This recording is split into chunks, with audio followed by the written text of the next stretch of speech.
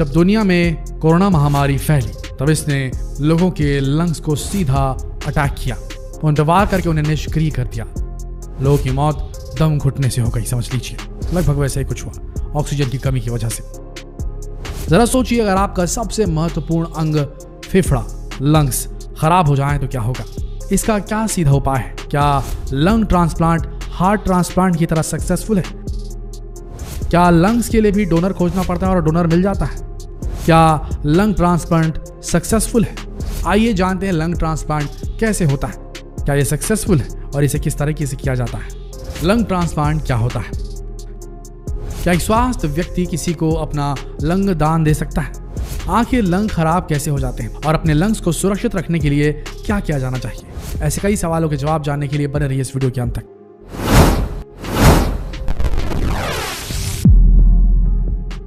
Lung transplant का मतलब है एक ऑपरेशन जिसमें किसी मरीज के खराब फेफड़ों को दूसरे स्वस्थ फेफड़ों से बदल दिया जाता है। ऐसे में जो व्यक्ति लंग्स दान कर रहा है उसकी उम्र 65 से कम होनी चाहिए और या तो उस व्यक्ति को ब्रेन डेड होना चाहिए या फिर लाइफ सपोर्ट सिस्टम पर होना चाहिए। उसके लंग्स हेल्दी होने चाहिए, इसलिए लंग्स डोनर का मिलना बहुत ही मुश्किल होता है। अच्छा, यहाँ किडनी की तरह नहीं होता कि किसी भी स्वस्थ व्यक्ति की किडनी निकालकर मरीज को लगा दी जाए, जबकि किडनीज की तरह फेफड़े भी 2 होते हैं। लेकिन ऐसा मुमकिन नहीं कि कोई स्वस्थ व्यक्ति अपना एक या दोनों लंग्स दान कर दे। हाँ, कुछ केसेस में स्वस्थ व्यक्ति अपना एक लंग डोनेट कर सकता है, वो भी पूरा लंग नहीं बल्कि उसका केवल एक सेगमेंट। और यहाँ एक प्रॉब्लम और होती है, जिस शख्स ने लंग डोनेट किया है और जो पेशेंट है उसका टिश्यू मैच करना चाहिए। अगर ऐसा नहीं हुआ तो आपकी बॉडी लंग्स को एक्सेप्ट करने से मना कर देगी। अब ये थोड़ा कंफ्यूजिंग है, लेकिन ऐसा है कि हमारी बॉडी का अपना एक इम्यून सिस्टम है, उसमें अगर कोई दूसरा टिश्यू घुसपैठ करता है तो वो उसे एक्सेप्ट करने से मना कर देती है और अगर ऐसा हुआ तो लंग ट्रांसप्लांट फेल हो जाएगा और पेशेंट की जान भी जा सकती है। इसलिए लंग ट्रांसप्लांट एक बहुत ही मुश्किल ऑपरेशन माना जाता है। 1981 में डॉक्टर ब्रूस रीड्स ने पहली बार सफल हार्ट एंड लंग ट्रांसप्लांट किया, लेकिन यहाँ लंग्स के साथ हार्ट को भी ट्रांसप्लांट किया जाता है, जबकि लंग ट्रांसप्लांट में केवल लंग को ही ट्रांसप्लांट किया जाता है। कई बार मरीज को केवल लंग की जरूरत होती है, जिसे सिंगल लंग ट्रांसप्लांट कहते हैं, और कई बार जब किसी बीमारी की वजह से मरीज के दोनों फेफड़े खराब हो गए तो डबल लंग ट्रांसप्लांट किया जाता है, जिसमें दोनों लंग्स ट्रांसप्लांट कर दिए जाते हैं, चेंज कर दिए जाते हैं। चलिए अब आपको बताते हैं कि ऑपरेशन किया कैसे जाता है। ऑपरेशन के लिए सबसे पहले डोनर और मरीज दोनों का ब्लड टेस्ट किया जाता है। इसके बाद कई सारी जांचें की जाती हैं ताकि ये पता चल सके कि डोनर के लंग्स मरीज की बॉडी में सूट होंगे या नहीं, मरीज की बॉडी उन्हें एक्सेप्ट करेगी या नहीं। जब ये सुनिश्चित कर लिया जाता है कि वो अंग फिट है तो फिर फेफड़े को 6 घंटे के अंदर ही ट्रांसप्लांट कर दिया जाता है। इस प्रक्रिया में ज्यादा देर करने से फेफड़े खराब हो सकते हैं। इसके बाद मरीज को एनेस्थेसिया दिया जाता है, जिससे मरीज को दर्द का एहसास नहीं होता।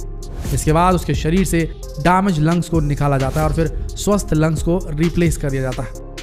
ये काफी लंबा ऑपरेशन होता है जिसमें 4 से 5 घंटे तक लग सकते हैं। अब ये भी जान लेते हैं कि आखिर ऐसी नौबत आती ही क्यों है। तो कई बार जब बहुत ट्रीटमेंट के बाद भी लंग की कंडीशन में सुधार ना हो रहा हो या फिर सांस लेने में परेशानी हो रही हो, मरीज की जान को खतरा हो और कोई और चारा ही ना हो, तब लंग ट्रांसप्लांट किया जाता है।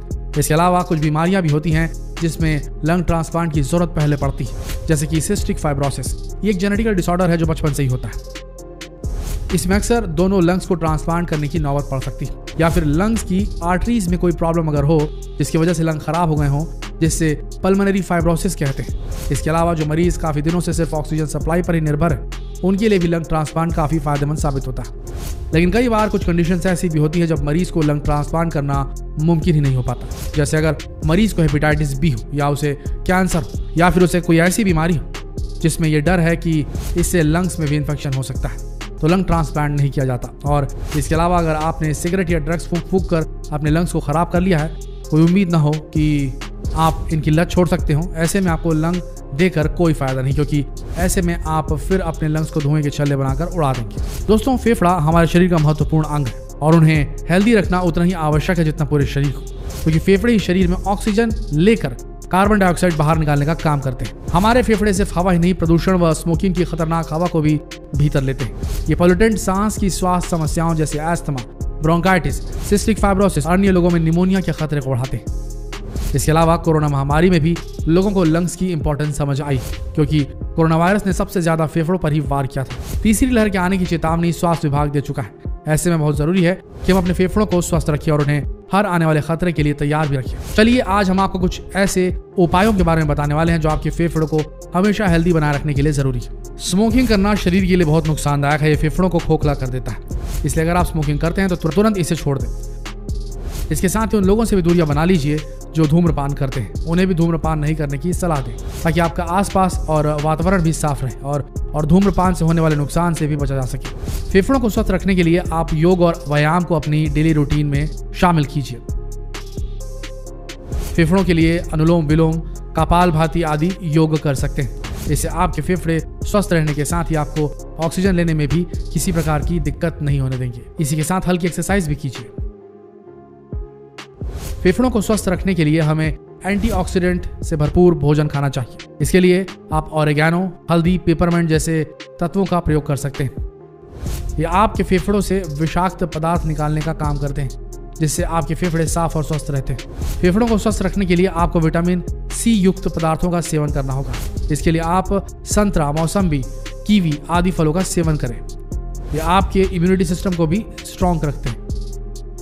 धूप को विटामिन डी का नेचुरल सोर्स माना जाता है, जो फेफड़ों को संतुलित रखने में अहम भूमिका निभाता है। ऐसे में धूप सेकना फेफड़ों को सुरक्षित रखने के लिए काफी जरूरी है। ये शरीर को बैक्टीरियल और वायरल इन्फेक्शन से भी बचाता है। ऐसे में किसी रोग से जूझने का खतरा कम होता है। इसलिए कम से कम 20 मिनट रोजाना धूप सेकने से फेफड़े ज्यादा स्वस्थ रह सकते हैं। यहाँ धूप से मतलब है सुबह की धूप, जो तेज नहीं होती। इन सब के अलावा घर के आसपास पेड़ पौधे लगाएं जिसमें आपको ताजी हवा मिले, क्योंकि फेफड़ों के स्वास्थ्य के लिए सबसे जरूरी है ताजी और स्वच्छ हवा। जिन शहरों में प्रदूषण ज्यादा है वहां के लोगों को अक्सर फेफड़ों से संबंधित समस्याओं का सामना करना पड़ता है। तो अगर आपको अपने फेफड़े को हेल्दी रखना है तो अपने आसपास के माहौल को भी साफ सुथरा रखिए। इस प्रकार थोड़े से प्रयास से आप काफी लंबे समय तक अपने फेफड़ों को स्वस्थ और सुरक्षित रख सकते हैं। ऐसे में लंग ट्रांसप्लांट की जरूरत ही नहीं पड़ेगी। ये जानकारी आपको कैसी लगी हमें कमेंट करके जरूर बताएं और जितना हो सके इस वीडियो को शेयर करें फेसबुक पर, व्हाट्सएप पर, यूट्यूब पर और कहें लोगों से कि वो धूम्रपान करना छोड़ते। मिलते हैं कल एक और दिलचस्प वीडियो में, तब तक के लिए आप सबका वीडियो के अंत तक बने रहने के लिए दिल से धन्यवाद।